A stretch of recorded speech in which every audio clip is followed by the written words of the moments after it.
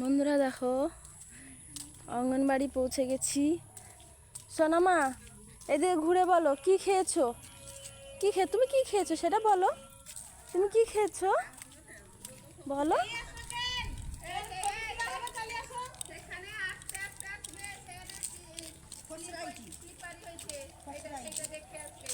এখানে দেখো সকালবেলায় বৃষ্টি হয়েছে, এখানে স্লিপ হয়ে গেছে এখানে। আরে এইখানে উঠে দেখো, এখানে বৃষ্টি হয়েছে, বৃষ্টির জল ভর্তি। এখানে একটা দেখো ফুল গাছ হয়েছে, দিদিমণি লাগিয়েছেন। এই দেখো তাল গাছটা কি সুন্দর লাগছে।